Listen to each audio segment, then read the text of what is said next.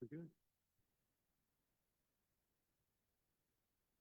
Okay, I'm going to call to order the City Council regular meeting of June 11th, 2024 to order. If you would, I want to welcome everyone who's present here in attendance and those who are with us online, and thank you for participating with us this evening.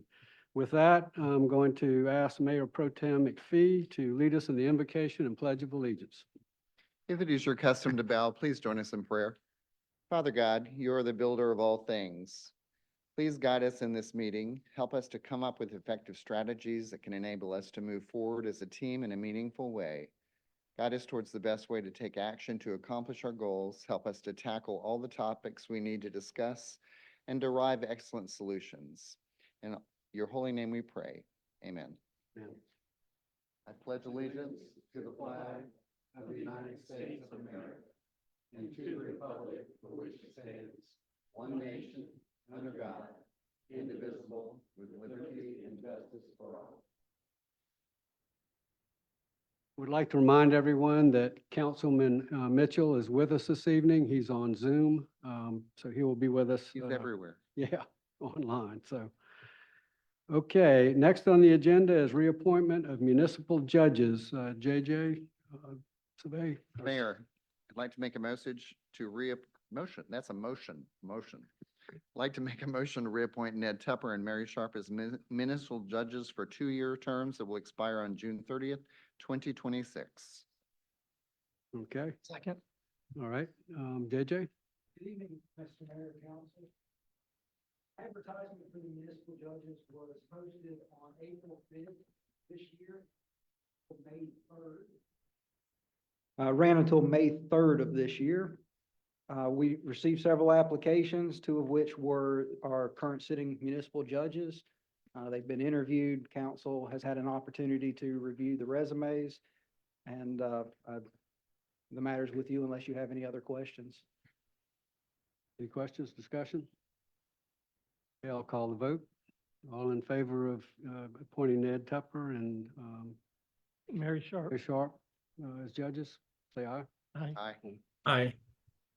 Okay, any opposed? Hearing none, ayes have it.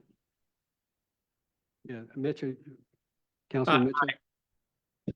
Aye. Aye. Aye. Aye. Okay, there you are.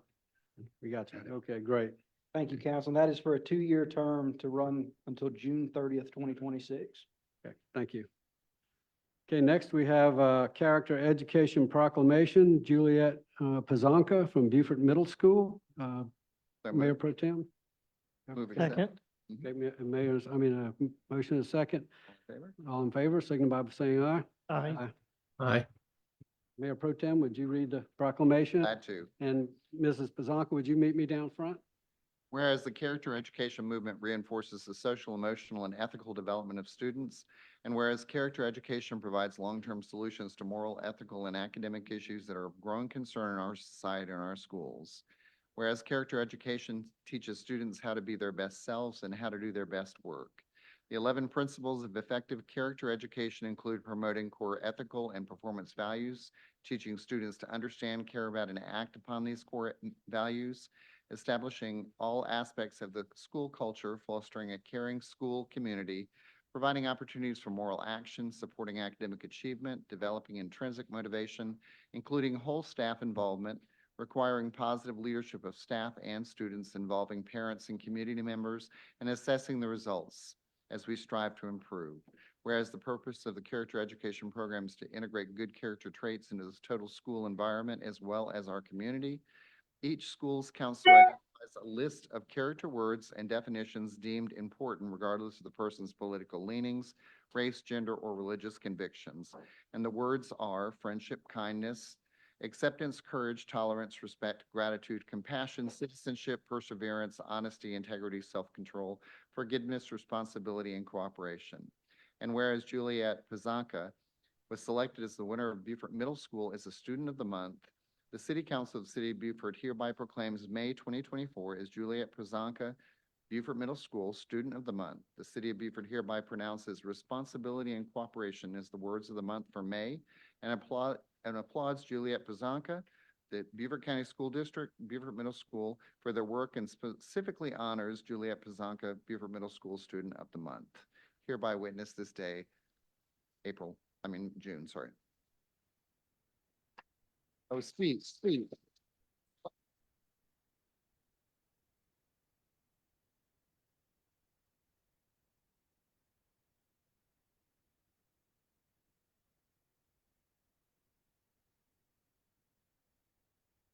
Okay, next on the agenda is public comment. This is an opportunity for the public to come and make comments before council on any item not on the agenda. Is there anyone taking? I see Mr. Brown in the back. Whoop. Paul, you want to go first? We'll do that first and then have Mr. Brown up toward the We end. have at least 4. Okay. You can come, Paul, yeah.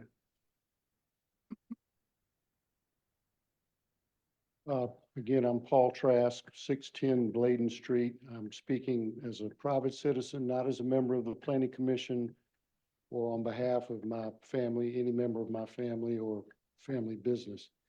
So you have a letter in your packet tonight that I sent in, which addresses what I believe is the need for a third crossing in our community. Why am I doing this? Why am I trying to bring this to your attention? Because this is a long-term critical issue, I believe, take a decade or more to come to a reality. We have a growing community.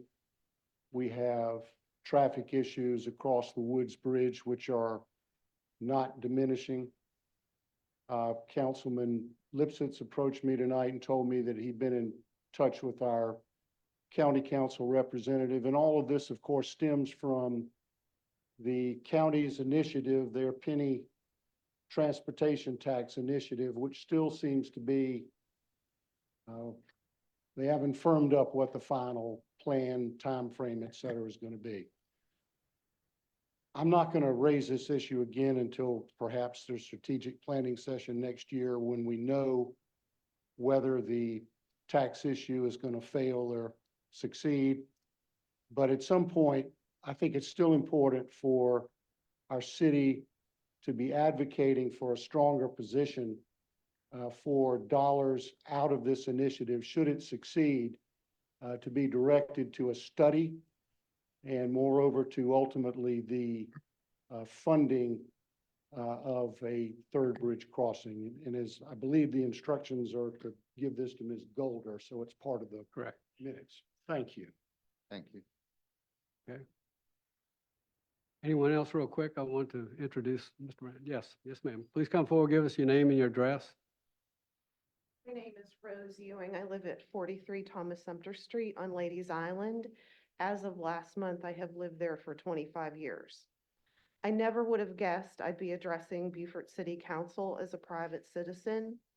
I attended my first Beaufort County Council meeting last night to address council about the fast and furious development I am seeing in our beautiful community.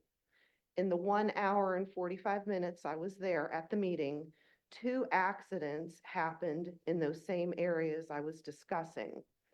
One of the areas I am most concerned about is the new Camellia Banks neighborhood off of Miller Drive East on Ladies Island. That's why I'm here tonight. I was told by Councilman Bartholomew that the city has annexed that into the city of Beaufort. It is an accident waiting to happen. There is no safe egress or ingress of the cars onto Sam's Point Road. As it stands now, the only way to leave that road is for a car to cross over 3 lanes of oncoming traffic traveling at 45 miles per hour with no designated turn lane, traffic signal, or signage. I want to emphasize that I came here not to bend your ear, but because I am feeling unsafe in the community that I love so much. Please do something to slow down development until the planned infrastructure improvements that County Council is planning catches up. As the iconic song says, you're paving paradise to put up a parking lot, and I believe we are all unsafe as a result. And I have one question.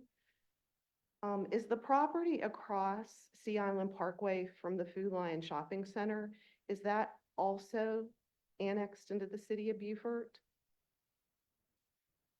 I believe it Talking about is. Harris Teeter. No, like Across the- over where Publix is, they were talking about putting a Starbucks like right up on the road.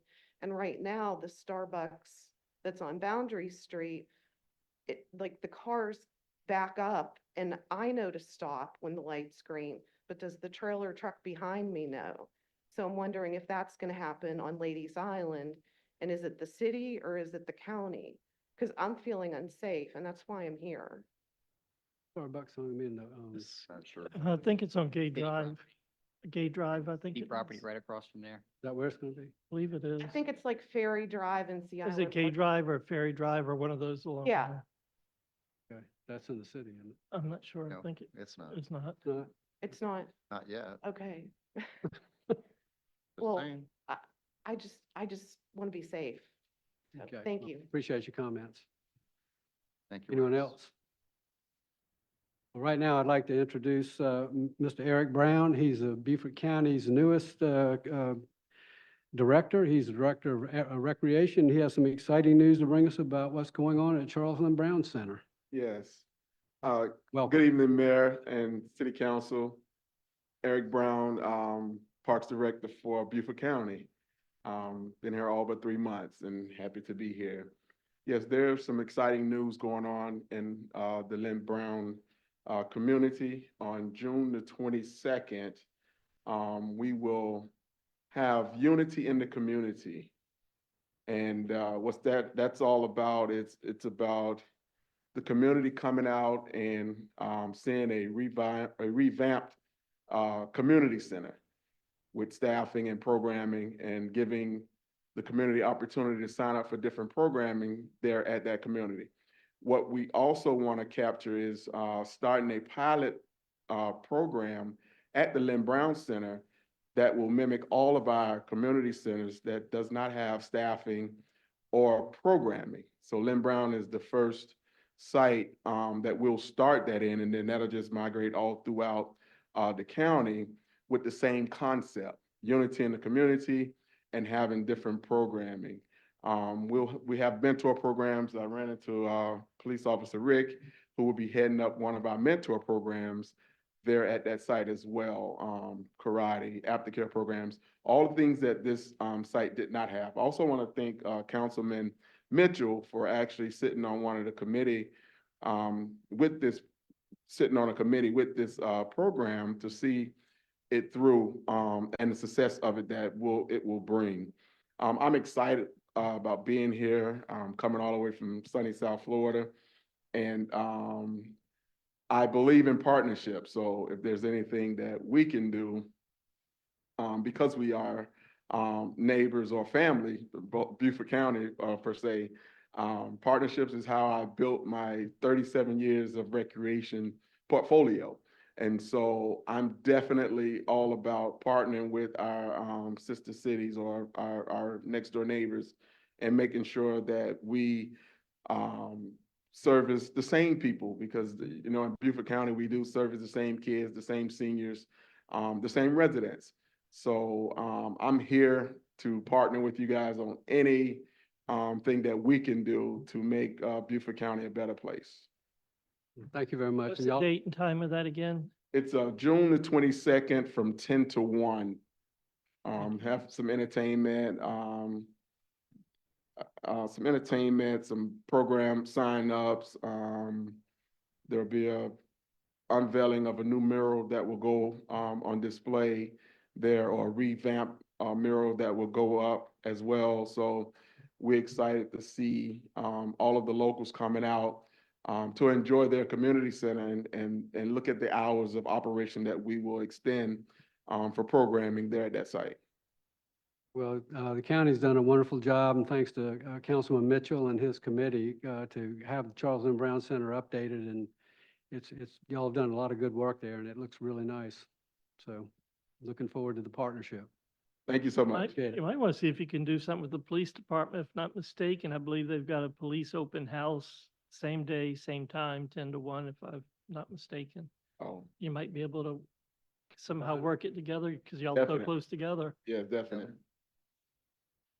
All righty, thank you, guys. Thank you, Mr. Brown. Anyone else have public comment? Okay, now I'll close public comment. We'll move into minutes. Work session, May 21st, 2024. Motion to, Second. Okay, motion and a second. Any discussion? Any changes, corrections? I'm going to have to abstain because I was not here for that meeting, so I will not vote on this, but all in favor? aye. Okay. Aye. All right. Okay, now to work session and regular meeting of May 28th, 2024. Do I have a motion? Motion to approve. Second? Okay. Any discussion or corrections? Okay, hearing none. All in favor of approving the minutes of May 28th, 2024, signify by saying aye. Aye. Aye. Okay. All right, next we move to old business, an ordinance to amend fiscal year 2024 budget for revenues and expenditures of TIF2 fund and capital projects fund. This is second and final reading. Do I have a motion? So moved. Second. Okay, Mr. Eisenman, you want to give us a brief update? Just gonna update, this is budget amendment for the SC 170 sidewalk extension project. We were a little bit short on the budget funds, so this is a budget amendment to allow for this project to be fully funded, additional $150,000 from TIF2 funds. We have JJ here to answer some questions about the actual project. Now, this item corresponds to the next contract Okay. item as well. All right, any discussion from council? I have a couple of, I'm opposed to it basically because I don't think this is such a high priority project. I think it's a little too costly, and even if you go back 3 years or 4 years when the original estimate was done, that's still about $50,000 a year increase over the 3 years. I think we have a better use of the TIF2 monies. I would rather see this pushed back. I think we have some other priorities that are just a little bit more important.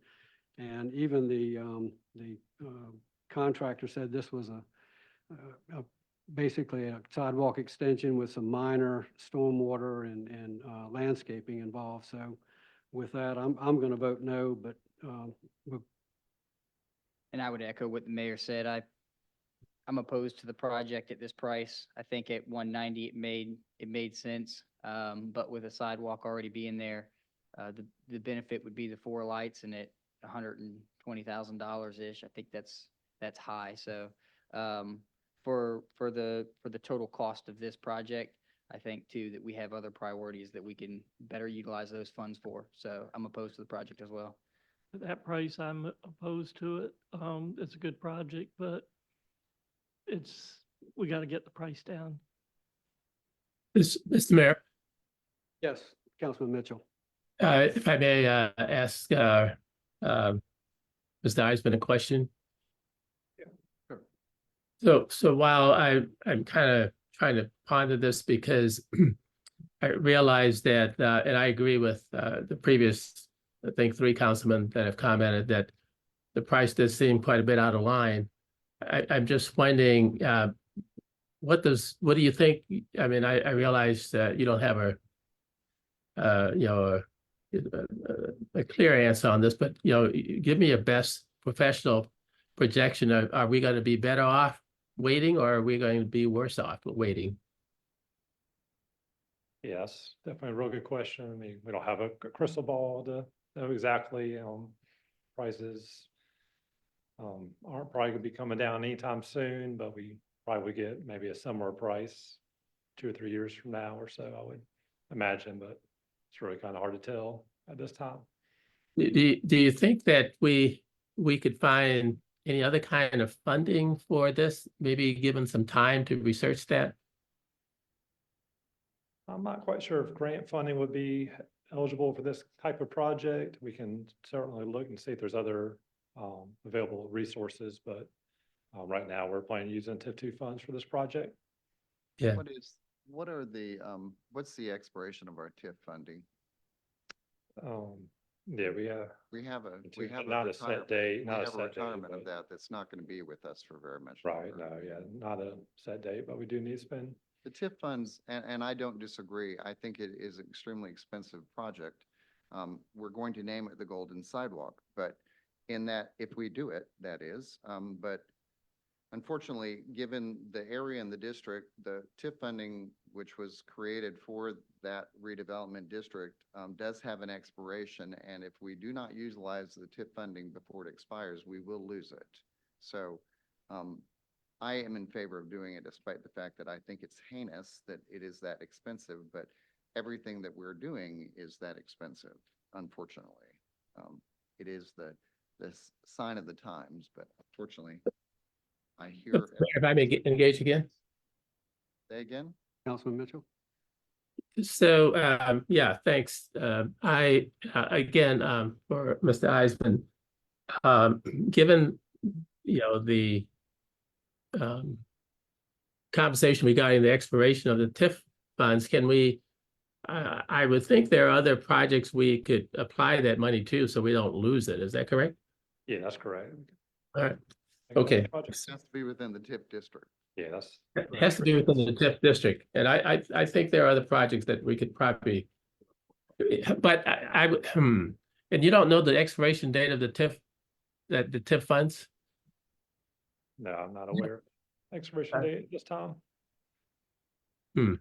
Okay, So one thing I would I mean, One thing I'll bring up, and this is just something that I've been looking at, because we could do this in the TIF district, we could do this wherever, but it's called titanium dioxide. I've talked to Scott a little bit about it, but there are other municipalities around us, Charleston being one, that has applied this treatment to their pavement. Basically, this is a photocatalytic study that started in the 70s in Japan, and it's worked its way across Europe.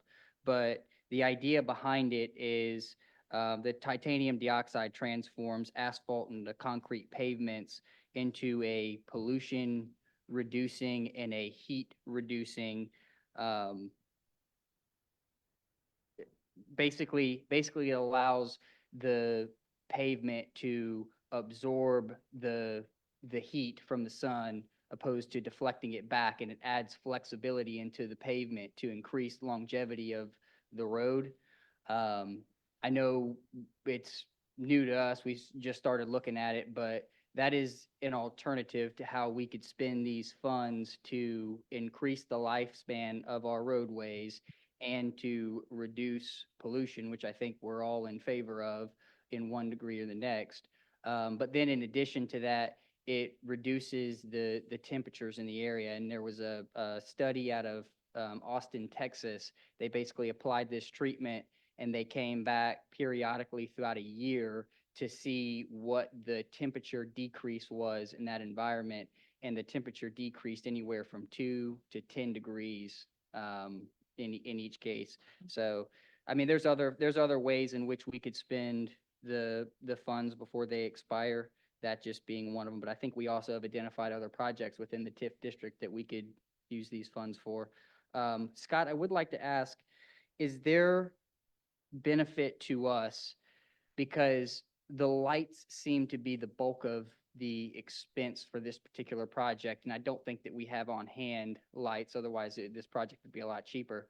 But without looking at a comparison between the itemized reports from one bid to the next, one of the differences was the cost of the light. It wasn't dramatic, but there was a difference in the cost. Would there be benefit to the city to buy in bulk the lights that we use as a standard light throughout the city? And then this way, when a project comes up like this, we already have the lights, or say, we have one that gets knocked over or whatever, we have a replacement for it on hand. So would it be beneficial for the city to kind of keep a stockpile of some of these lights, or would that not be? Well, I agree in theory. It sounds like a great idea. I can't really speak to the validity of it until I can consult with Dominion and our Public Works Department to find out how viable, if we buy a bulk of lights now, could we guarantee that those lights will be compatible with future lighting standards that may come around. So that's one of the considerations when you look at that. We have in the past, I think, bought a stock of lights, but that now we're running low on. If you notice on Boundary Street and Carteret, we occasionally those gooseneck lights go out and they're getting harder and harder to replace and piece back together. So I do think that's a valid idea, but I can't give you a definitive answer until I can consult with Dominion and Public Works, but I'll be glad to do that. Okay. Is there any further discussion? Anyone from the public? Paul?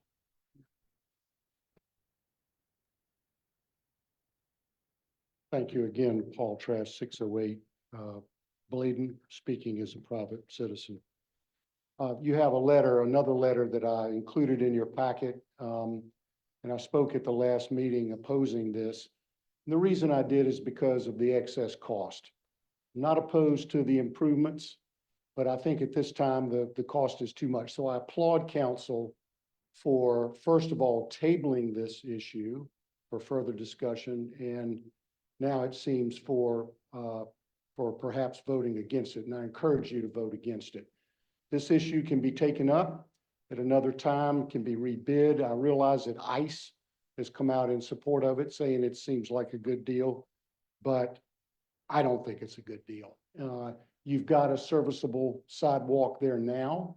You've got an alternative route to the food store and the rest of the retailers there with a path directly to the trail. And I just don't see, I'm there every day and in that neck of the woods, I don't see literally anybody walking on that section of sidewalk. And I don't believe you're going to encourage that many more people to walk on it by spending $300,000. So I'm now going to also give this letter to Tracy. Thank you. Thank you. Anyone else? One more comment, please.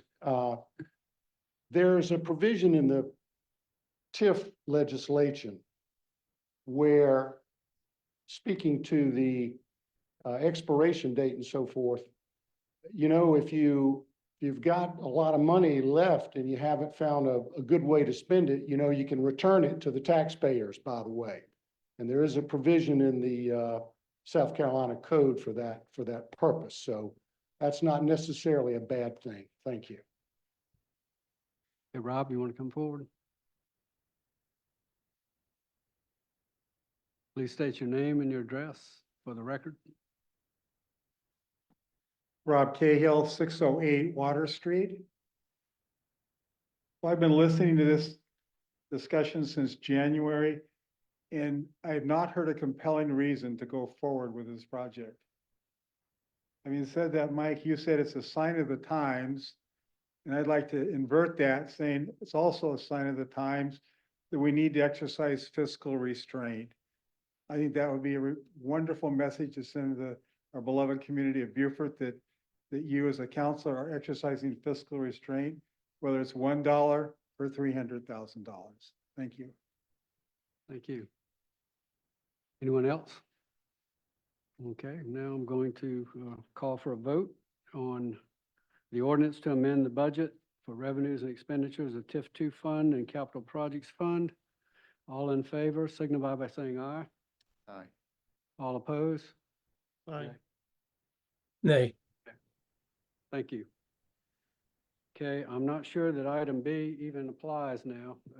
Could not. JJ, you want to address that? It does not apply, but I believe council still needs to take action on it because Okay. it is an agenda item. All right, Table it. okay. Well, we'll go ahead and table. You want to table? Table it. Okay, have a motion to table. Second? Okay, we have a second, non-debatable. Table. Okay.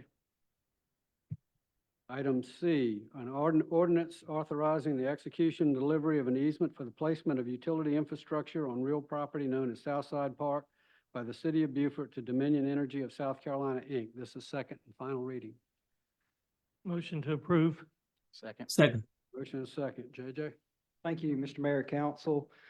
This matter was on May 28th for first reading. This is regarding our Southside Park Project Phase 1. The easement was not developed earlier in the process because there was some uncertainty about the electrical engineering. We've been working with Dominion since I arrived in Beaufort in January on that matter. The plan for this project is attached to the proposed ordinance and deed.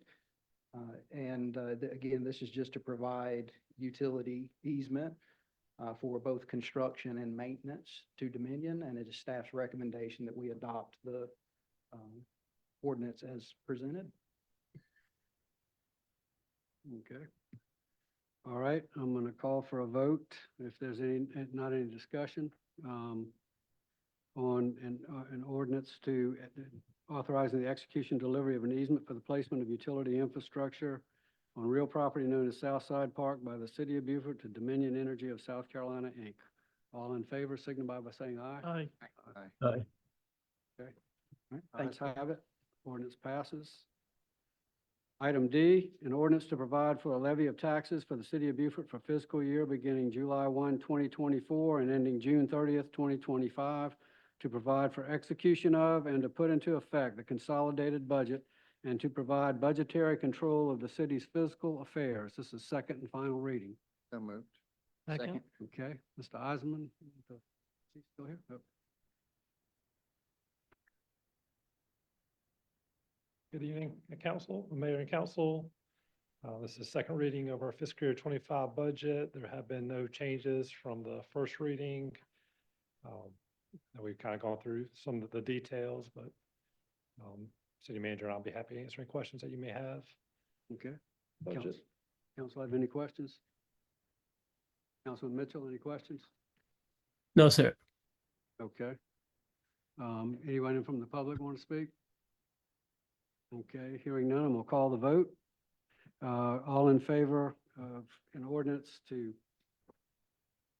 provide a levy of taxes for the City of Beaufort for fiscal year beginning July 1, 2024 and ending June 30th, 2025, to provide for execution of and to put into effect the consolidated budget and to provide budgetary control of the city's fiscal affairs. All in favor, signify by saying aye. Aye. Aye. Any opposed? None? Okay, ayes have it. Okay, now, excuse me, to new business. An ordinance amending Part 1, Chapter 3, Article A, Section 1-3001A and 1-3003B of the City Code of Ordinances concerning the date and time of council meetings and the rules of order of council meetings. This is first reading. Do I have a motion? So moved. Second. Second. A motion and a second. All right. Good evening, council. Y'all have almost broke me from wanting to say, may it please the court when I approach. So these ordinance changes that are presented to you tonight reflect the adoption of the Standard Operating Procedures Manual that we discussed at the last work session, which is also our next agenda item for tonight. Section 13001 provides for date and time of council meetings, and it would be changed to reflect work session meetings could be held on the second, third, and fourth Tuesday of the month at 5 p.m. Regular meeting of council shall be held on the second Tuesday of each month unless the second Tuesday falls upon a holiday, in which case the regular meeting will be held on the third Tuesday of the month, and a schedule of annual meetings shall be adopted in January of each year. That again reflects what we talked about at our strategic planning session back in January and at our last work session. Section 1-3003 discusses rules of procedure, and the modification of that, and council does have red lines of those ordinances in their packets if you have any specific questions, but it would be modified to reflect the language, except as otherwise required by state law or this code, all proceedings shall be governed by a procedures manual to be adopted by council by resolution, and to the extent necessary for additional clarification of any rules of order, the most current edition of Robert's Rules of Order, again, reflecting the adoption of, or proposed adoption of the Standard Operating Procedures Manual. If council moves to approve this first reading at our next council meeting on June 25th, I believe. Along with second reading, we would present an updated council meeting list for the remainder of the year. Does council have any questions about the ordinances? Questions? I do. Yes, sir. So First, on page 129 of our, I guess it would be our whole packet, talks about tree removals. So single-family lots and commercial lots, $10 per tree for a specimen or landmark tree. Would we need to change that to reflect our, well, I guess this probably reflects what it is today. Huh? We're not talking about the, Yeah, we're talking about the standards. That was the budget. manual. oh, sorry. So, all right, turn to page, let's see where I'm at.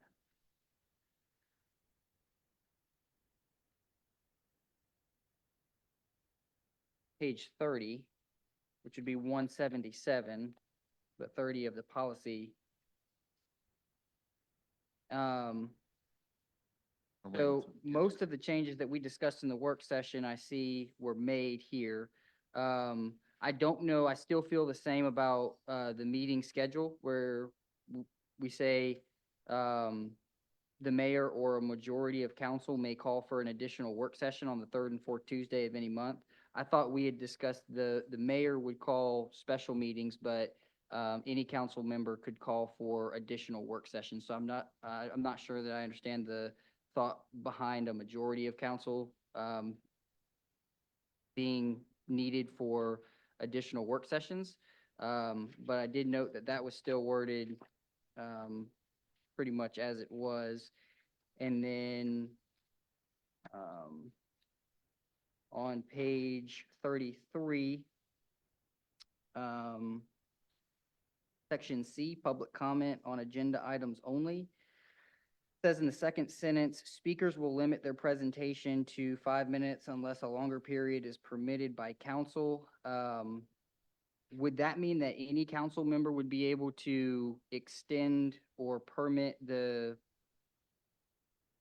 presentation, or would that need to be the mayor since the mayor is the one conducting the meeting?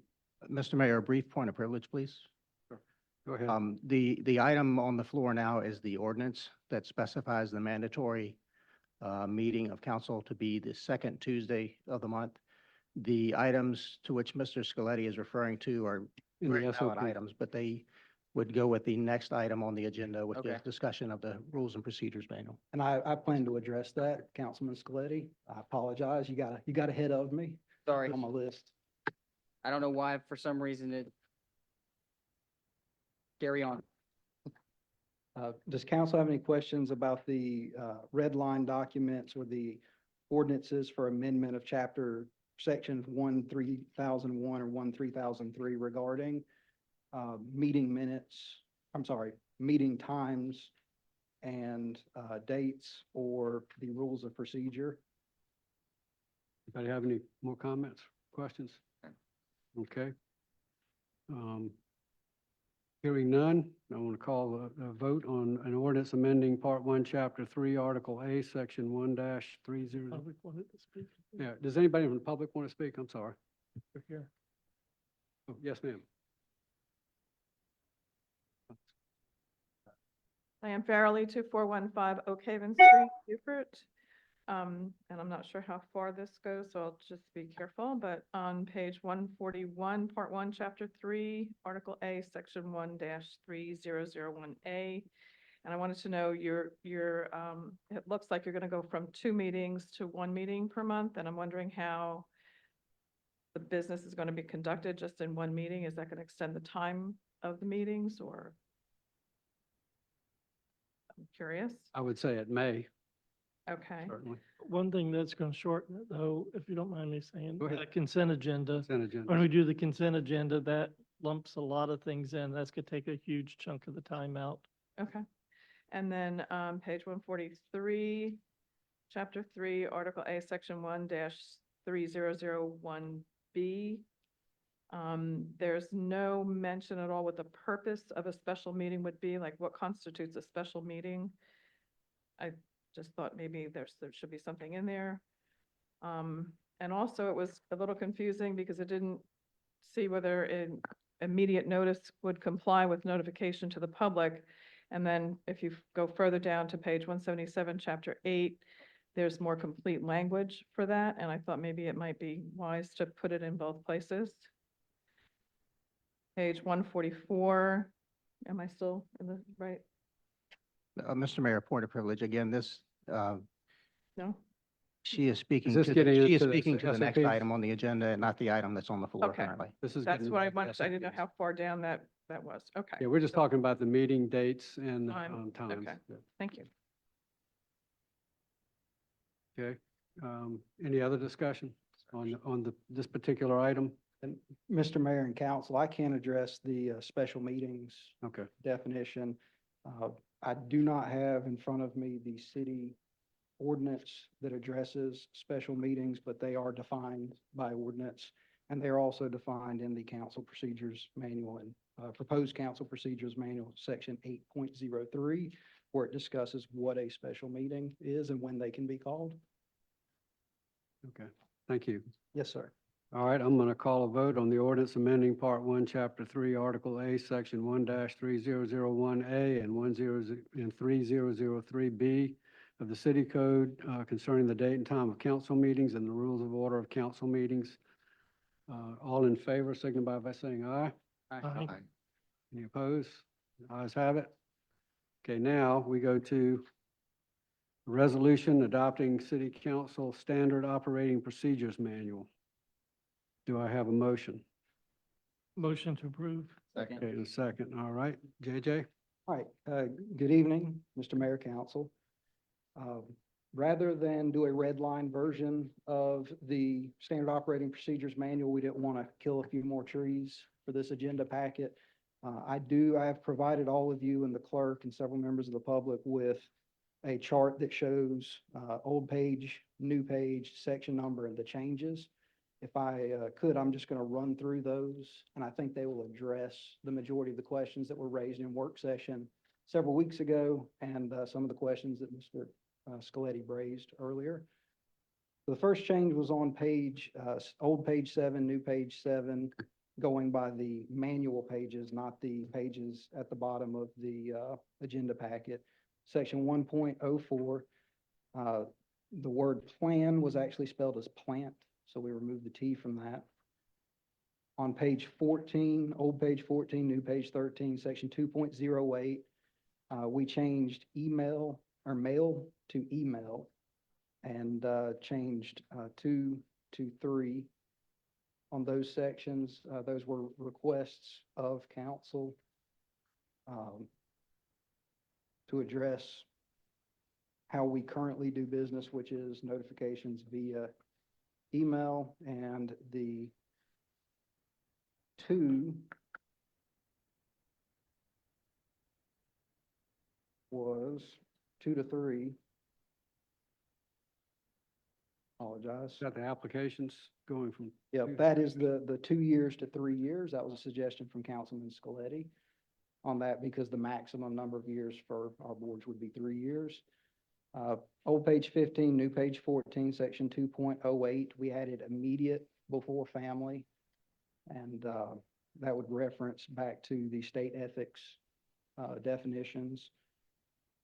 Old page 17, new page 16, 2.08, we also changed mail to email and added that members of council will be notified of any resignation from a board. Originally, the language was that the mayor would be notified and the clerk would take action.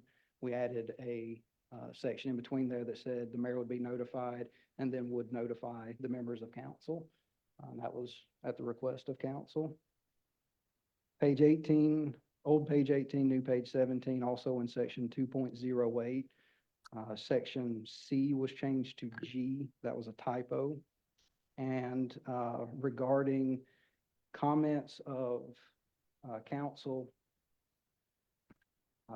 to the public or public bodies, we added the language at the end of that paragraph to prior to such policy or position being formally adopted by council. So all of council could speak publicly about things that you have adopted formally, but no member of council could present as if they were speaking on behalf of council on something that had not been adopted. Old page 21, new page 20, section 3.02. One of the things that was brought up by a citizen or a member of one of our commissions was about members of other boards and commissions having potential email access, which the city staff is not opposed to. The language within the manual allows these rules to be applied to the boards just as they are applied to the city council. So we can always review that as needed. We're going to speak to the advisory boards and see, the planning commission may be one that conducts a lot more city business that we would look at, but the cost per user with the Microsoft accounts to add an email to the city account is about $400 per user for all of our IT protections and the two-factor authentication that we're moving to this year. So we leave that, it's an option that we can pursue. JJ, Yes, sir.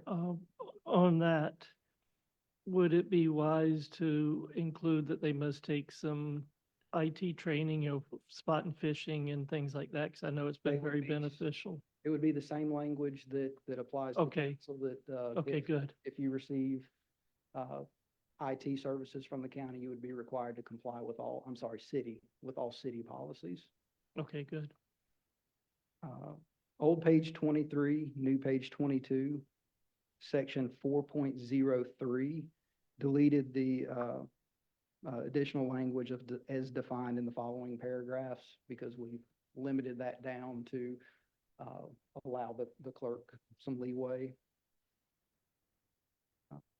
And that was done prior to it being presented to council. That language was not removed prior to the presentation the last meeting.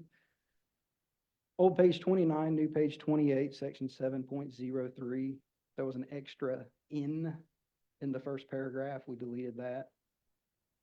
Old page 30, new page 29, section 7.04.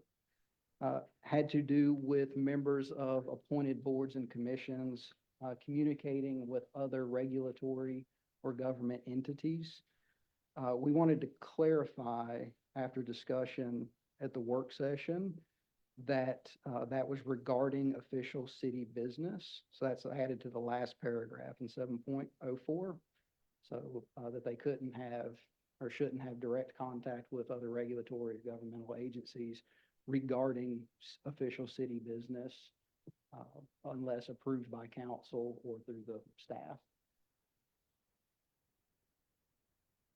Old page 33, new page 32, section 8.07. We took out the 6 years. That was language that was left over from the model book that we were moving from or using here, and reference and link that to the South Carolina State Archives, which is actually 2 years for recordings of council minutes or council meetings. Minutes are held indefinitely. I know Councilman Scaletti said that link did not work for him. Before we formally adopt or bring this back to council to start using next month, if you adopt it, we will go through and I will check and make sure all of those links are up to date and that they work. Regarding questions about specific record retention practices, I do understand some of those concerns that were raised by the public and members of the council. And I want to point out that for this particular manual, this is just a reference to those. It doesn't set any record retention policies. I do believe that we can and probably should look at a formal record retentions policy, even if that is just a few exceptions and primarily referring back to the state archives. But that would be I would recommend a separate policy that we move forward on. Old page 34, new page 33, 8.08. We changed 3 minutes to 5 minutes regarding citizen comment. That seemed to be the consensus among members of the public and several members of council. Again, I've seen it range from 2 minutes to 5 minutes. I tend to err on the side of caution when it comes to public comment. Section, old page 36, new page 35, section 8.08. We removed the controversial sections under the consent agenda examples that had to do with approval of leases and property transfers, second readings of ordinances, and I don't remember what the third item was, but that was at the request of the majority of council. Wasn't it on grants and things like that? Grants and, yeah, financial matters. Page 34 in the old original manual, page 33 in the new, section 8.8. We changed 3 minutes to 5 minutes there regarding public comments to match with everything else. Old page 36, new page 35, section 8.0. I'm sorry, I went backwards a little bit. Old pages 35 and 36, new page 35, 8.08. We changed the reference to section 8.09 to section 8.08 under sections I and K. That was just a typo in the original product. On old page 37, new page 37, also in section 8.08. In section P, we changed 3 to 5 minutes to match the 5 minutes for public comment. Old page 40, new page 39, section 8.09. We changed 8.09I to 8.09M to match up with the manual. Old page 41, new page 40, at the introduction to chapter 9, we deleted the word "the" before chapter 11 from grammatical purposes. Regarding references to council as a whole throughout the manual and sections that say council may throughout the manual, that language is intended to represent council as a whole, with the mayor serving as the presiding officer or chair of the meeting, meaning that regarding rules of order, the mayor may decide to deviate on his own, or he may consult the other members of council, or council members may make a motion to suspend the rules of order or to deviate in a specific manner, and that's discussed more thoroughly in sections 2.03 and 9.17. An example of this, as I've discussed with a couple of you and some members of the public, is if the mayor chose to extend or limit public comment in some manner, as is discussed in the manual, the mayor may choose to do so as the presiding officer or chair, or the mayor may confer with council to get your opinions on how to best address that matter. If there's a lot of people speaking on the same topic, or we're short on time for some reason. And that decision by the mayor as the chair or the presiding officer of the council could only be challenged by a timely motion made by a member of council and seconded by another member of council, and then it would go to debate before council. And that's discussed in section 9.18A. Now, Councilman Scaletti, regarding addressing the consent agendas, the language, I believe, you probably have it in front of you still, was that it was by a simple majority of council, you could take a consent agenda item off. Is that what you were referring to? No, No. it was Okay. not, because I think any council member could pull something off Right. of the consent agenda in the way that this is worded. Okay. Mine was in regards to additional work sessions. Work sessions. So Okay. we talked about special sessions and work sessions and differentiating the two in here. I don't know that we did that because it didn't change much, but I still don't know if I understand the justification for having a majority of council be needed to call for an additional work session. Mhm. I could see a special session, but I don't know that I feel the same about an initial work session. I feel Say we, that again? I don't feel like it should take a majority of council to call for an additional work session. he thinks one person should do it. I think any of us should be able to call for an additional work session if we have something that we want to bring to council. I think historically, we've never had a problem with doing that, but I mean, from the standpoint of doing it, if you want the rest of us to show up, we better agree to it. I mean, so I might say I want to call a special work session, talk about leash laws. That's ridiculous, but if I say I want to call it, we got to have it. So I think it should be the majority of council approve it. Get anything reasonable, we're going to approve. So I have a question, if I may jump in. Go ahead, Councilman Mitchell. So, do we have regular work sessions, at 5 o'clock with every regular meeting, right? Yes, sir. So if you're gonna call an additional work session, what makes it special? I mean, that, any additional work session beyond, I guess, what we normally have or will have now once a month would in essence be special, because otherwise it would just be the regular work session that precedes the regular council meeting at 5 o'clock. So, and I also feel that if we're gonna call any work sessions beyond what's scheduled, at least we should have a majority of the council members agreeing to it. I could see the exception for the mayor. I think there's even a legal, guidance on that, but yeah, I think if all of us have the privilege, any one of us could call a meeting, like Mike alluded to, what if the rest of us don't think it's that special? What would force us to show? It's not likely to happen, but I mean, I think again, we're blending special meetings and additional work sessions though, and to me, my understanding of them is that they're different.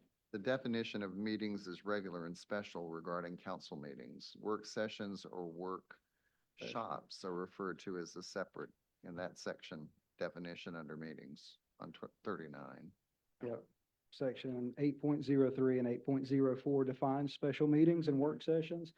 And I believe, Councilman Scaletti, if I may ask to clarify from my understanding, your question is regarding the Tuesdays that we already have identified in our ordinance that a work session may be called if you want to add something on one of those dates that we're not, and it's not a second Tuesday, so it's the third Tuesday. Your question is regarding, it's already set aside as we can have work sessions on this day. Who can call that work session? Who can make that decision? Is that correct? Right. Okay.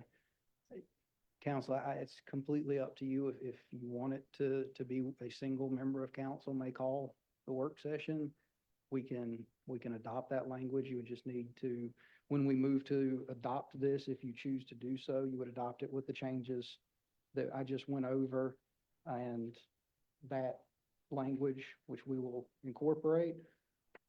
Or I've never seen that done in my practice with local governments or boards and commissions.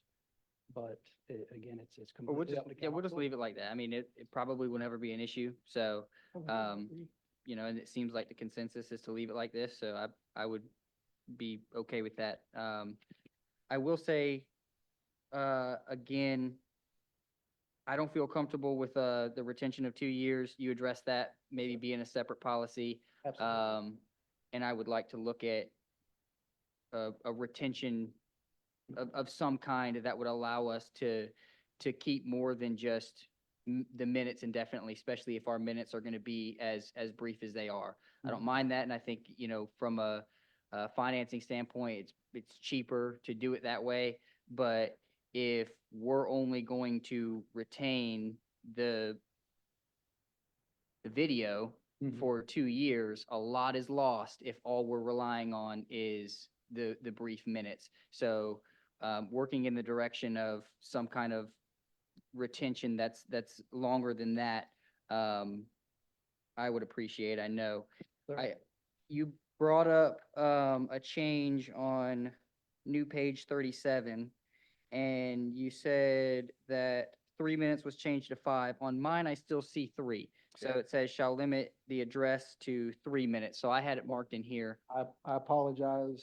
If you look at the sheet of paper that I gave you, all with the, That captures it. those, the items in red are things that we did not catch prior to, this manual being put on the agenda. I see. But Have this, Josh? as we continued to proofread for grammatical issues and Scrivener errors, that was one that was brought to our attention. Got it. So if, And I agree with Councilman Scaletti about the minutes. The time frame should be much longer. I agree. absolutely, and that's something, council knows that we're currently finishing up code edit reviews. City attorney and myself will be jumping into our ordinances from a legal standpoint. This manual is a part of our ongoing reviews. Meeting with our HR director tomorrow to review an updated version of our employee handbook. And after July 1, we'll be meeting with the finance department to begin updating and consolidating all of our fiscal control policies. So that goes hand in hand with all of that. But I do think that's a standalone conversation that we need to look at record retention across the board. And that may be as simple as saying we adopt the South Carolina Archives record retention schedules, except for enlisting out things that we want to retain longer than they recommend. But we're happy to move into that. Any more discussion or questions? How about from the public? Paul?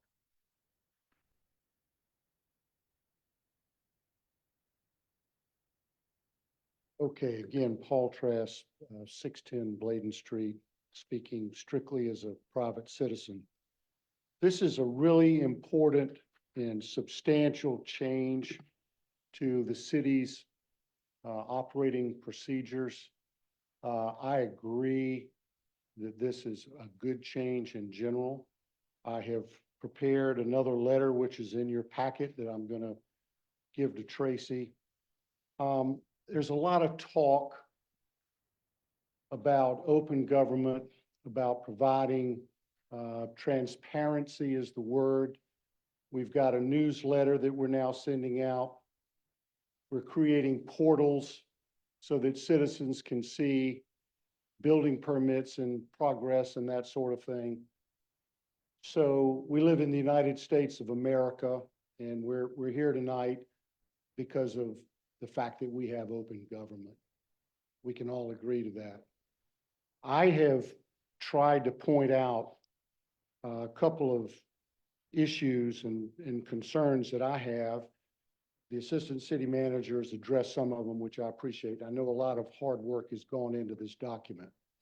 And I'm not going to ask you to hold up the approval of this document, because this document contains a provision for the annual review of certain parts. And I'd like to take the opportunity just to highlight a couple of these. If you see fit to want to make some changes now, then fine. Otherwise, when we have the planning session next year, I'm going to bring some of this stuff up again. So with respect to electronic communication, so the reason I bring this up is Mr. Murray, for example, when he was mayor, he used an email address, stephen@mayormurray.com. And I believe he also copied, probably every time, I don't know for certain, his official cityofbeaufort.org email address. But he used his personal private email address primarily when addressing constituents, when addressing members of council, when addressing the city manager, et cetera, et cetera.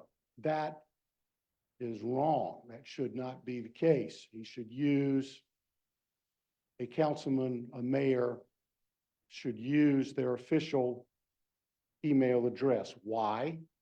Because the city presumably has control of that data and can produce that data pursuant to the law when it's requested. So that's why I included that paragraph. That paragraph was omitted. And that's fine for now, I think, but I'm going to bring it up again. As far as the video recording of these meetings is concerned and the comments that are being made about the records retention schedules, I've got the State Department of Archives schedules right here with me tonight. Council minutes are permanent retention, microfilm for security. Minutes are a permanent retention item to the extent that recordings in this schedule are optional, and they are to be preserved for 2 years. The recordings to the extent that our city now is relying on these recordings to serve as minutes is wrong. Why? Because every other committee is doing a better job of providing the substance. And that's what's required in the FOIA. FOIA, Title 30, 490, subparagraph 3 says the substance of all matters proposed, discussed, or decided, et cetera, et cetera. Now, if you want to believe that that only applies to members of council, then, or whatever, then maybe that's true. I don't know if that's been tested in court or not, but I just want to say in good faith, here's the minutes from the most recent planning commission. So a number of private citizens spoke. So what's going to happen tonight in the minutes?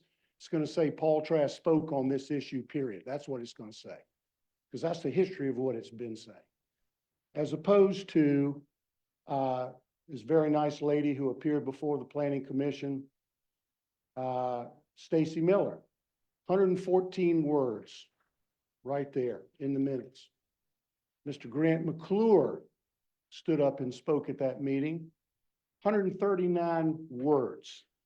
So it's being recorded by others. I don't understand. We're spending money on a newsletter, on portals and so forth. I understand it costs, I've been told, $40,000 a year. Well, you know me, I'm always talking about saving a penny. But I'm going to tell you, this is important.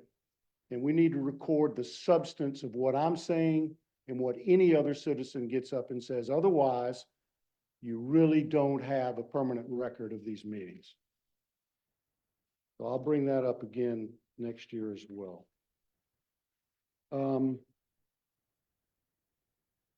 The other issues, I believe, the assistant city manager covered. And so I'll look forward to the one meeting a month, probably as much as you do. And thank you very much. Thank you. Yes, ma'am. Thank you, Mr. Mayor. Diane Farrelly again. Going to page 144 in the packet. And that's section 301-3003A, referencing a quorum. I had to really read through the whole packet to get the full picture of the quorum and what's required to pass anything. So what it came down to is that there's a quorum for council is 3.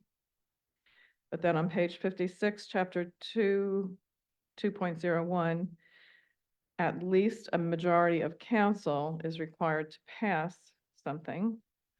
So then I was like, well, okay, so that's all of council, or is that the majority of who's present? And then when I went on to page 185, 809C3, 809C, 3 equals the quorum, and then E says a simple majority of those present. So that means to me that if 3 council members have a meeting, 2 council members can pass something, that's not a majority of council. I have concerns about that. With there only being 5 council members, 2 council members can make lots of decisions. And that carried forward to special meetings as well, and also in terms of conflicts of interest. So if somebody stated that they had a conflict of interest, 2 members could have a conflict of interest. There could be 3 people making a quorum. Those 2 people with conflicts of interest, as long as they state it, can then still vote. I trust all of you. I don't know that I'll always trust everybody in this seat. So I have concerns about that all along the way. Can you go back to the reference of where it says 2 members can make a decision? Because that's Yep. not the case. It does have to be a quorum, but I just want to make sure. Well, your quorum is 3 and the majority of the quorum. So it 38. kind of goes on. Let me see where I can pull all that from. Okay. So 185, it starts with 185. page 144. And then on page 156, chapter 2, 2.01, goes a little further. Then page 185, 8.09C and E gets really to the crux of it. That talks about 185 talks about a quorum being 3 members. And that's been Mhm. that. And then E says simple majority of those present. Which would And be the simple two. That's always majority, been. simple majority is 3. Where, No, there's, the quorum is 3. Simple majority of 3 would be 2. Yeah, so I believe in the municipal association, that's Think how you're it's right. in there. I think that's what that's supposed to mean. where's- There could be situations where you do only have 3 members show up. That is a quorum, and if they vote, it's a simple majority, meaning 2 out of 3. Two. So Exactly. Page 20. the way I think it's always been. Members of the I know. council constitute a quorum. Yeah, that's what it says. And then, further on down where it does talk about conflict of interest, it just, to me, it gets messy. Well, if they have 2 members with a conflict of interest, you got a problem. Well, but it says that you could do it, as long as they There was say, three Not as places. long as they Right. state, I have a conflict of Yeah, interest, you well, can go on. True. Page 144 was one of. I'm still not seeing where it says 2 members can, That's right here. It doesn't say 2, it says a simple majority. Yeah, simple majority. They can conduct business, that's how it's always been. 808, You got 3 people. I mean, sorry, 801. Page 144. No, wait. Here we go. Page 185, 809, C. Page And E. 144. Yeah. This is quorum and rule of order. Yeah, that's how the municipal association.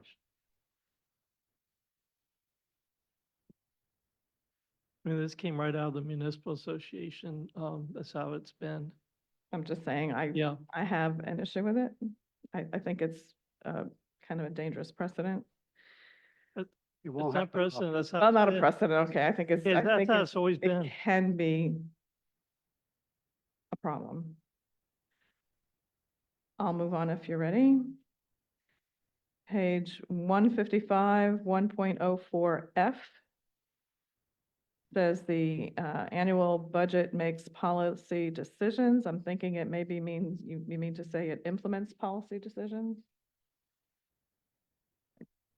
Passing the annual budget makes It can policy guide- it decisions. can I think it guide means those. implements, It can guide those. guide, right, but doesn't make the decision, so.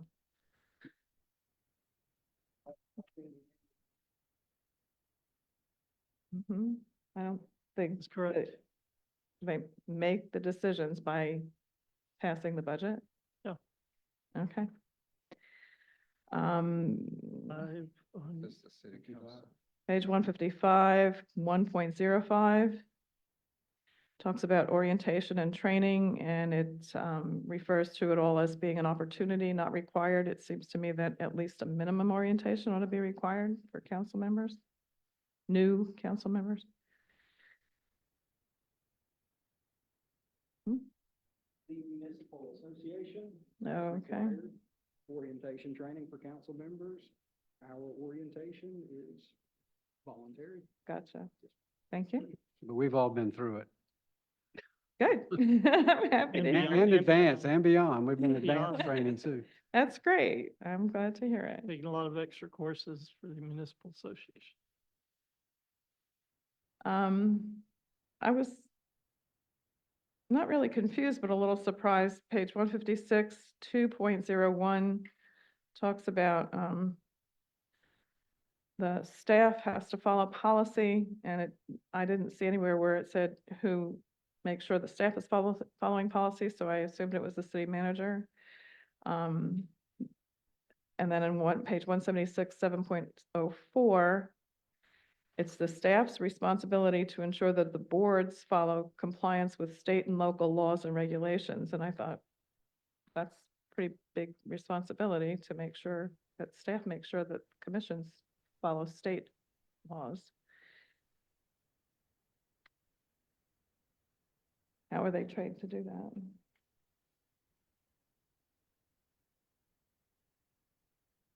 Standard practice in local government all across the country. Okay,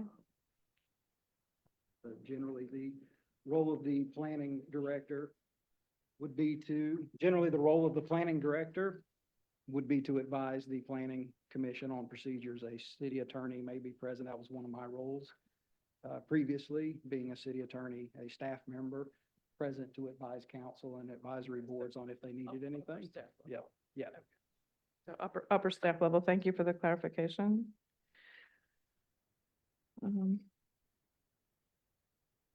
Page 157, 2.02 AD1.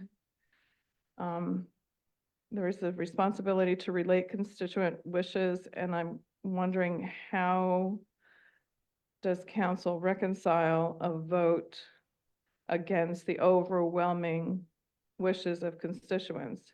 And who counts as constituents? Is it only those who are able to show up at a meeting and voice their opinion?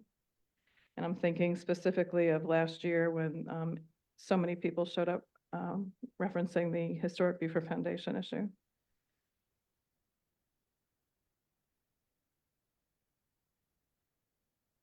What page was that again? Page 157, 2.02 AD1.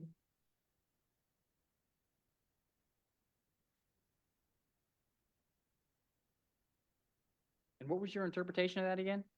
Well, it says that you have to relate constituent wishes. So I'm wondering how would council reconcile taking a vote against the overwhelming wishes of constituents and who counts as far as constituents go? I mean, because this is representative government. You're referencing people that attended the meeting as Well, compared to the other Well, that's, constituents I'm that asking, we like, spoke to. what would it, yeah, right, what does We constituents represent the mean? entire city, so we Right. speak to all of our constituents as So- much as we can. It's not always just in meetings. Right, and I'm wondering how that gets captured. That's why we're elected. If we didn't, we wouldn't be Another way that reelected. you don't have to reelect us if you don't think we're representing your best interest. I don't read that to be that I don't either, your but council is to be representative of the people in the room on any given night. I No. think that would be representing, a vocal minority. I think representing I your agree. wishes of your constituents, whether they reach out via phone call, email, in person, whatever that is, just trying to get the most accurate gauge that you can on what the public's consensus is, which is sometimes extremely challenging. Well, I agree, because you don't take a vote on everything. Everybody doesn't Right. take a vote on everything. I was just wondering how that happens, who counts. And just another concern, page 162, 208D, it says, you may make appointments without an interview.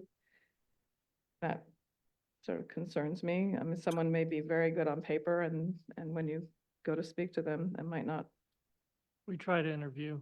represent. We try to interview everyone. People are wondering, why do I have to come before you again? I was asked that the other day. I just came before you last time. I was appointed. Why do I have to come again? That's the reason. And this goes to retention. I know we've talked a lot about that today, 3.02. When city computers and phones are given out to people to use and they're at the end of their term, they're given back. Well, is that data then, the data taken off those devices and archived in some way? It doesn't say that, but okay, yes, okay. All email is archived on our servers, regardless if you wipe it off of your device or not, it's still on the city servers and is searchable. Okay, thank you. And then I talked about the conflict of interest already with the majority vote being 2 out of 3. Page 177, chapter 8, 8.02A, notices of meetings. It really says that you just have to do the notices of the meetings each January, except for special meetings. It's not your current practice, thankfully. You do post them every time. But if that's the practice, shouldn't that also be in the SOP? I think that's the meeting schedule, not the posting of No, the that's the agenda. schedule, right. Yeah, Posting the a agenda. year ahead of time. Schedule. Well, That's not the agenda. Yeah, it's not the agenda. It's that, well, it said notices of meetings. There's a So reference. the to- agendas have to be posted on the website 24 hours, yes. Right. Right. And then the other thing about retention, if the video is the primary record of meetings, we all know that videos, any kind of electronic recording degrades over time. So I'd like to know that there's some process for upgrading as needed, or how to keep track of that.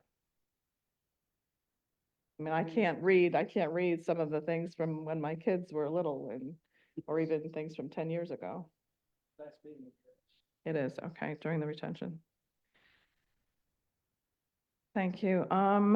Page 181, 8.08C2. It says that written comments are entered into the official record, but they're not part of the public comment unless someone reads them out loud. And I have seen that before, where there have been a lot of people who have not been able to attend, and they'll send in an email, or they'll send in, comments with a letter in some way, and they're not read as part of the meeting. And I think that goes back to what Paul was talking about, Mr. Trask was talking about, in terms of transparency. It seems like everyone who comments should have that opportunity to have their comments be part of the meeting, be read, so people can respond to that. Are you seeing that? 8.08C2. As a copy of the document will be provided for each councilman, or a document need not be read aloud, but will become a part of the meeting record. Right. So if I was not able to attend a meeting and I sent something into you, you'd have it, each of you would have it, but it would not be read, and the It wouldn't be read out open loud, public comment would not but it would go into the Tracy's meeting minutes. She record. would have the In same the letter, minutes. and it understand would go that into the minutes. after the fact. So if I had said something that somebody else said, oh, wait a minute, yeah, I never thought about that, and that might change what I want to say. It's not I really think that's a transparent. valid, I think that's a valid point. If you have something that you want to be read to the public before a decision is made, then I Right. think that would be different than what's captured here. Exactly, that's what I'm talking about. Thank you for understanding. Several things were addressed already.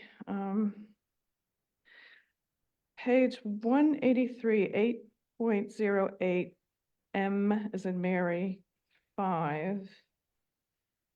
And I just didn't understand really why that item would be considered executive session, and I'll read it. It says discussion.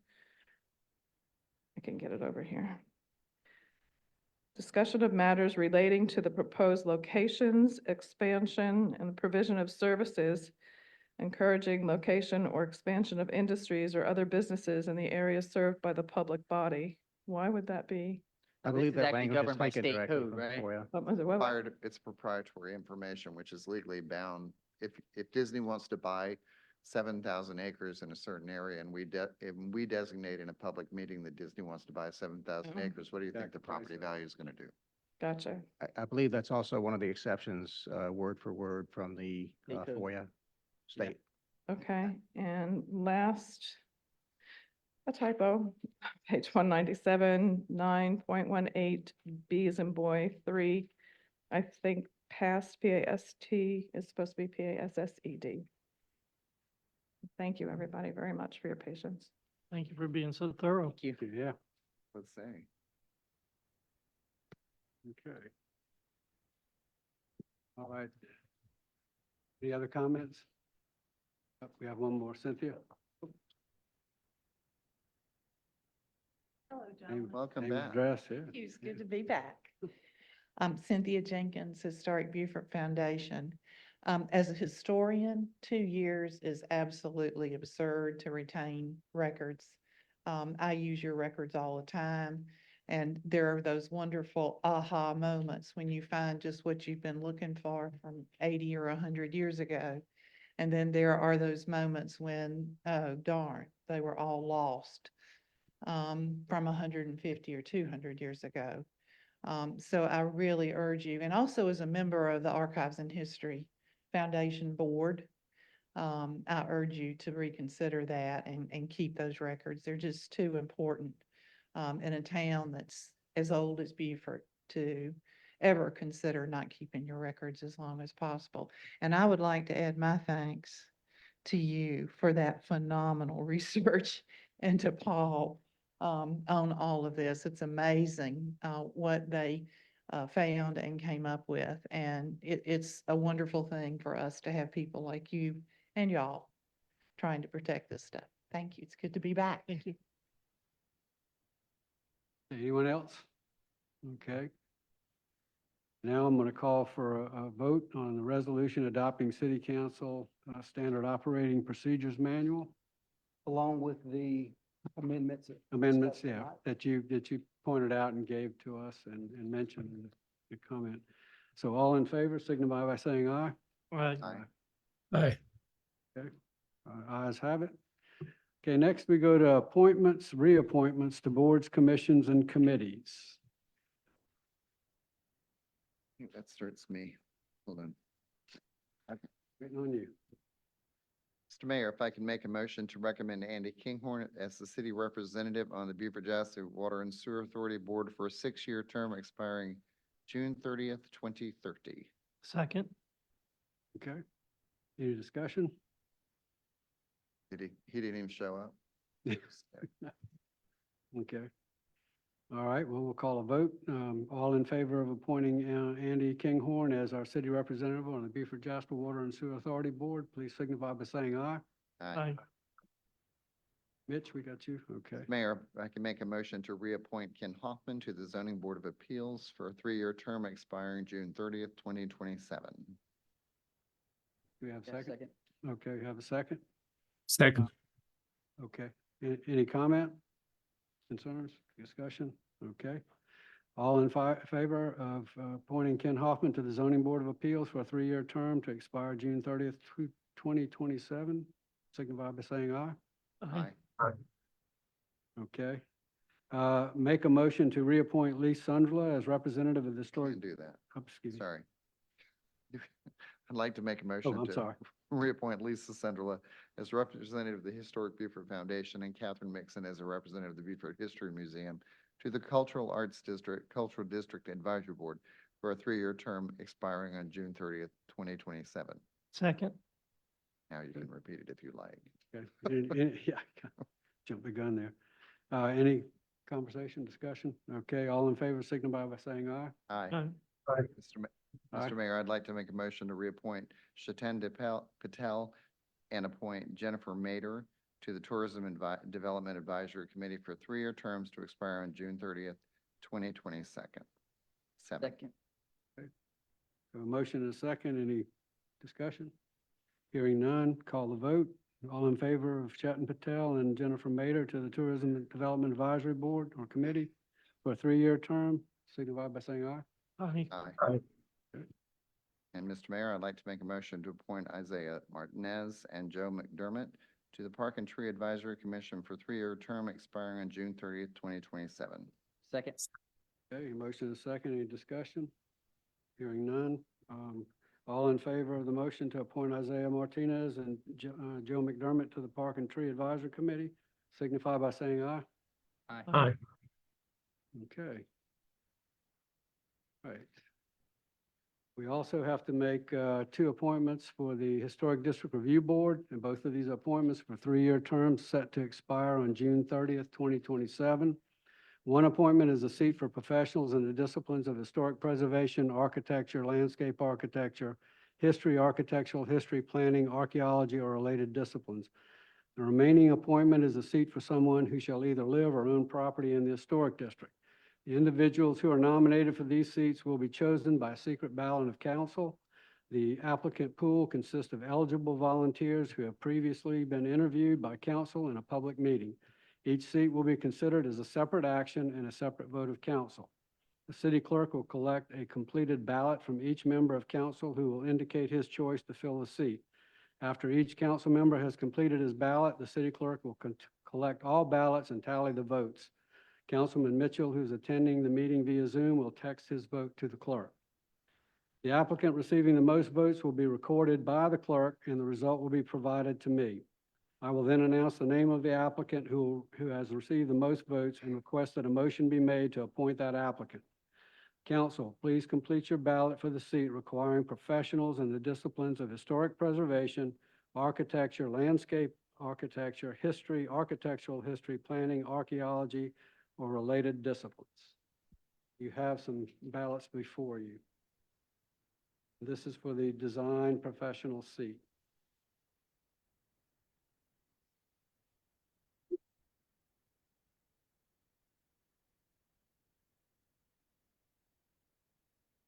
Okay, if you've completed them, select them, Tracy.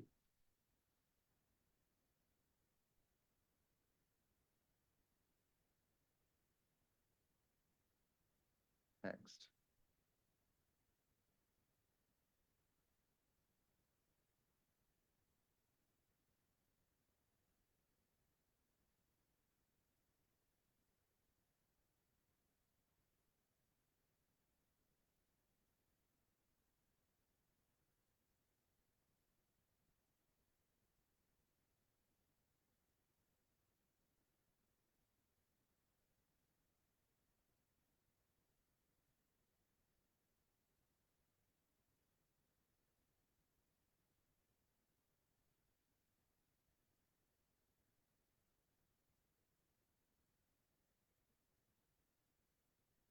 Okay, the applicant receiving the most votes for this seat is Mike Sutton.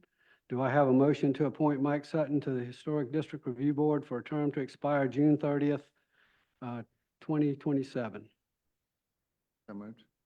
Second. Second, okay. Any further discussion before we vote? I do. I have a comment I want to make. My vote on the proposed candidates is in no way a reflection on them or their qualifications. I am voting no to make a statement for the record. The Historic District Review Board's mission, according to the Beaufort Code, is to preserve and protect the historic character and architectural integrity of Beaufort's National Historic Landmark District. In Section 10.7.3A of the code, it states that, quote, to the extent that such is available in the community, 2 members shall be professionals in the disciplines of historic preservation and architecture and so forth. Given the mission of the Historic District Review Board and the importance of the National Historic Landmark District to the authenticity of our community, it only makes sense to have a representation from the preservation community on a board charged with preservation. It is akin to having a representative of the medical community on a medical board. Having a representative of the preservation community on the HDRB brings significant benefits and enhances the effectiveness of the board in several areas. Number one, expertise in historical context, architectural styles, and preservation techniques that are crucial for maintaining the integrity of the historic district. Their expertise ensures that modifications or restorations adhere to best practices in preservation, thereby safeguarding the city's heritage. Number two, balancing development and preservation. Development pressures often conflict with the need to preserve historic sites and structures. A preservation can help balance these interests, advocating for sustainable development that respects and integrates historical elements. This ensures that new development does not undermine the historical and cultural significance of the district. Number three, enhances credibility and public trust. Residents and stakeholders are more likely to support board decisions when preservation interests are being represented and protected. Number four, ensuring compliance with preservation standards. Preservationists are well-versed in local, state, and federal preservation standards and guidelines. Their presence on the board helps ensure compliance. Number five, preventing irreversible losses. Proactive involvement can help identify and address issues leading to the irreversible loss of historic sites and buildings. So in conclusion, including a representative of the preservation community on the Historic District Review Board is not only beneficial, but essential for maintaining Beaufort's unique historical character and ensuring that development respects and enhances the city's rich heritage. And with that, I'm going to ask that the clerk put this in the minutes. Thank you. Okay, now we have the vote. Calling for the vote in favor of Mike Sutton on the Historic District Review Board. All in favor signify by saying aye. Aye. Aye. All Aye. opposed? Okay. All right. Mike Sutton is hereby appointed to the Historic District Review Board. Council, you will now complete the following ballots for the seat for someone who shall either live or own property in the Historic District. When you complete those ballots, hand them to the clerk.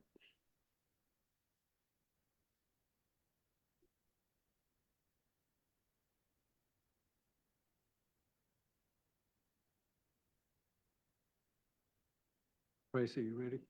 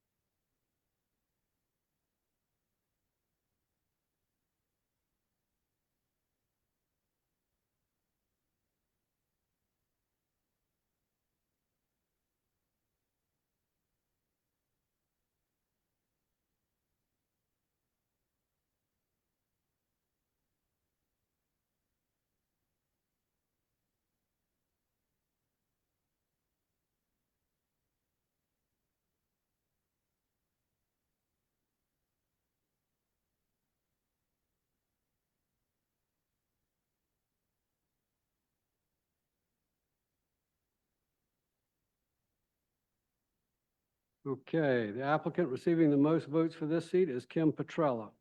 Do I have a motion to appoint Kim Petrella to the Historic District Review Board for a term to expire on June 30th, 2027? So moved. Do I have a second? Second. Any discussion? Okay, all in favor signify by saying aye. Aye. All opposed?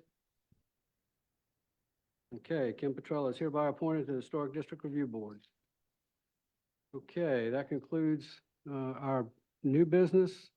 Next on the agenda is reports. City Manager? Good evening, Mayor and Council. First of all, thank you for approving the FY 2025 budget. I want to let you know that the staff really looks forward to continuing the accomplishment of initiatives that you identified through your strategic planning process as a result of the ability to accomplish them now with this budget. We've got some great news to share. We recently recertified as a cultural district. I want to thank Linda Roper and her staff for their work in making sure evaluators had the information they needed to properly recertify us. We have congratulations in order for several of our employees. Christy Kittle and Brian Latson from Human Resources earned their professional certification as Human Resources Professionals. Brian earned his certification from the Public Sector HR Association, and he earned the designation of HR Certified Professional. Christy earned her designation from International Association of Administrative Professionals as an HR Specialty Certification. Very proud of these two individuals, professionals in our HR department. Also want to congratulate Firefighter 1 Casey Phelps for recently being promoted to the rank of Firefighter 2. Public Works is sponsoring a Touch a Truck event this Saturday, June 15th at Pigeon Point Park from 10 a.m. to 1 p.m. Project Freedom 326 Juneteenth Unity Parade will be held on Sunday, June 16th at 2 p.m. on the usual parade route. That is Father's Day, gentlemen, so be aware. Police Department Future Guardians Initiative Summer Camp Program is coming up the week of June 17th. Registration is closed, but we're looking forward to a great inaugural offering, and hopefully we can build on that for next year. City offices will be closed on Wednesday, June 19th in recognition of Juneteenth. The Police Department will host an open house event on June 22nd from 10 a.m. to 1 p.m. The public is invited to attend. They're invited to interact with their police officers, take a guided tour of the police department and its operations. The Fire Department's Sparky Embers program for young ladies will take place the week of June 24th with 12 participants in this first offering. Registration for the event is closed, unfortunately, but we look forward to a great first outing. And again, this is a program we hope to build on in the future. The Police Department is hosting their next Chill with a Cop event at Ambrose Run on June 26th from 4 p.m. to 6 p.m. And on August 1st, they're planning another Chill with a Cop event at Spanish Trace with the time to be announced later. The Fire Department is offering CPR instruction to rising 6th through 12th grade students on June 29th. Please see the department's social media page for registration information. And staff continues to work with Davis and Floyd engineers on alternate designs for the King Street Drainage Project. We expect to have new and additional designs of the outfall and pump station for review at the June 25th council work session. And lastly, an early wish, but nonetheless, happy Father's Day to all whom it applies. Any questions? Thank you very much. For the mayor's report, I want to thank Nate Farah and the Public Works crew for installing the Pritchard's Island Research Laboratory panels around town. Also, since the last meeting, I attended several events. One was a Point Association party along with several other council members, Chief Price's swearing-in ceremony, the Harriet Tubman Memorial Dedication, the HBF Annual Meeting, the legislative reception put on by the Chamber of Commerce at Shell Ring Ale Works with a couple of other council members. Gave out trophies at the YMCA River Swim and 5K event that they had at the city marina this past weekend. And I will attend the change of command ceremony at Paris Island this Friday before heading out of town for Father's Day. And I too wish everyone a happy Father's Day. With that, I'll start on my, I guess, online with Mitch Mitchell. Councilman Mitchell. Oh, okay. Thank you, Mr. Mayor. Good evening, everyone. Greetings from afar. I'll say that. I too attended the Harriet Tubman Memorial unveiling. It's a wonderful event, very well attended. It's a wonderful addition to the historical sites in our historical city. Kudos out to Reverend Hodges. I know he worked very hard, he and others with him, to bring this to fruition. So congratulations and thanks to Reverend Hodges and his team for that. Juneteenth events have been ongoing. Some of them were mentioned previously by the mayor and city manager. Just want to make you aware that in addition to the parade that's on Sunday, Father's Day, and happy Father's Day to everyone that it applies to. The parade starts at 2 o'clock, and then that's on Sunday. But also on Saturday, I'd like to bring your attention to two events. The first happening or starting at noon at Penn Center, noon to 6 p.m. at Penn Center, a celebration of freedom at Penn Center, and also on Saturday in Yemassee at Point South, or some of us know it as Pocatalogo.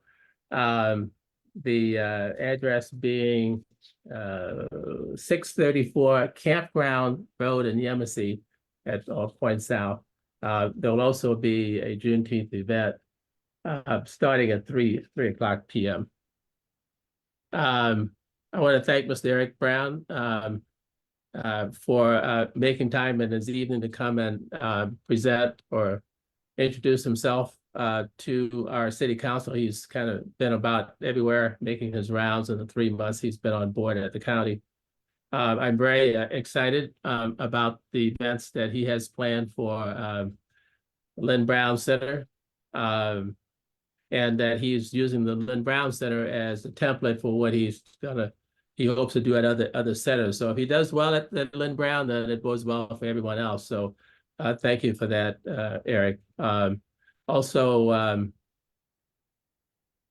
we're looking forward, Neil, and thanks for bringing it to our attention. I'll be reaching out through Scott to our chief, through our city manager to our chief of police for a partnership. Maybe we could send visitors from the open house at the police station to Lynn Brown and vice versa. So I think that's all I have, Mr. Mayor. Thank you. Thank you, Councilman Mitchell. Okay. Councilman McPhee. Just want to thank staff for the hard lift on the budget and also on the standard operations manual and all the great comments we had from the public regarding both of those items as well. I also attended many of the events this last 2 weeks, and Chief Price's swearing in the Harriet Tubman and the legislative update, as well as the LATS committee meeting last Friday. And I look forward to the Grand Marshal pictures for the parade on Sunday, Mr. Mitchell, who is our Grand Marshal for the Juneteenth parade. And that's it for me. Okay, thank you. Councilman Scaletti. I don't have much to report. I do want to thank, for one, Connie Hip. I applied for the Leadership Beaufort this year, and on Wednesday, June 5th, I interviewed. My understanding is they had quite a bit of applicants, and they tried to diversify each year to select 32 to be in the program for that given year. We'll find out at the end of the month what those selections are, but I was just excited to go through the process and to interview for that because I was able to see how thoughtful their questions were. And to me, it speaks volumes for the integrity of the program overall. So if selected, I look forward to taking part in that. And if not, then I'm sure they will have a great year with a very She does not use the word diverse. She uses the word variety. And so I'm sure they will have a variety of people in that program to complement it, regardless of who is selected. On June 7th, I was able to attend the legislative reception as well, where Senator Tom Davis, Senator Chip Campson, Representative Shannon Erickson, Representative Bill Hagar, Representative Michael Rivers were all present to provide updates for not only that were pertinent to our community, for the committees that they either sit on or chair, to include the Labor, Commerce, and Industry, which is chaired by Senator Tom Davis, the Fish, Game, and Forestry, which is chaired by Senator Chip Campson, and then Representative Shannon Erickson is actually the chair on the Education and Public Works, and Representative Bill and Michael Rivers are on that committee as well. So it was extremely informative, and then also just a good opportunity to advocate for some of our concerns here. But I think they do a good job, so it was an honor to be able to attend that. And outside of that, I just want to thank all of those who stepped up to apply and interview for our boards and commissions. It is something that they volunteer to do. It's extremely time consuming to read 300 and 400 page packets. I feel like overall this council is extremely thoughtful in who we appoint to those boards. Kind of caught off guard with the mayor's letter in regards to preservation, because I feel like several of those members and most all of the individuals that we interview express great interest in being a part of helping us retain our historic integrity. And that's, preservation is the underlying tone for why they volunteer themselves to be on that board. So to challenge that as if that's not the case, I don't know. I can say that for myself, I appreciate the fact that they come forward and are willing to be a part of that process. And if there's things that this council can change in our code to better ensure that our history is preserved, I'm always open to have that conversation with anybody that wants to, or any group, or who even for this council, we sit and we talk in work sessions about changes that can be made and edits that can take place to constantly grow and be more in line with the vision that I think we want to see, but also the community has for the city of Beaufort. So if there's changes that needs to be made in our code to better support those volunteers that dedicate so much time on these boards and commissions, then so be it, then we need to address that. But I'm just thankful for the fact that we have people who are willing to spend so much time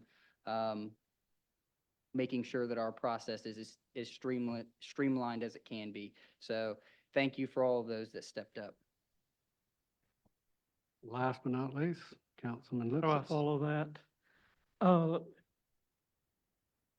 Yes, Leadership Beaufort, that is a great program. And when you get in, you are going to find you learn more about Beaufort than you ever thought you knew. Great program. The events, I'm not going to even go through them all. I've been to all the same ones pretty much, except I also attended one that the Post and Courier had at Plums on the growth. It was a panel discussion. Very informative, very good panel. Sorry y'all didn't get there, but it was very good. I can go on and on, but I'm not going to. Just want to thank staff for all you do. Wish everybody a happy Father's Day. And let's see, I guess I need to make a motion to go into executive session pursuant Title 30, Chapter 4, Section 70A, 2 of the South Carolina Code of Law, discussion regarding contracts, leases, and agreements. Second. We have a second. Okay. All in favor, signal by saying aye. Aye. Okay. We're now going into executive session.